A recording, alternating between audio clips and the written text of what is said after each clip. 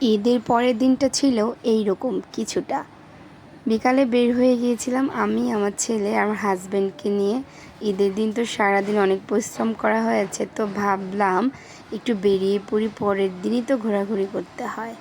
তো পাশেই আমাদের 2-3টা গ্রামের পরের গ্রাম এইটা। এত সুন্দর। আর আমার ভয়েসটা কিন্তু মানে কেমন যেন ঠান্ডা ভেঙে গেছে, তো বেশি ভালো আসতেছে না, তারপরেও ভয়েস রেকর্ড করছি। তো এই যে দেখেন, একদম বিকালের দিকে ছিল, বেশি ঘুরতে পারি নাই, বৃষ্টি চলে আসছিল। আর পিছনের ভিউটা এত সুন্দর, আকাশটা অর্ধেক মেঘ আসছিল অর্ধেক রোদ, কি একটা সুন্দর পরিবেশ।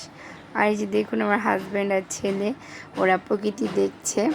তো ভাবলাম একটু ফটোশ্যুট করব, কিন্তু অন্য দিক দিয়ে বৃষ্টি শুরু হয়ে গিয়েছিল। আর সাথে গিয়েছিল আমার ভাই আর ভাইয়ের বউ।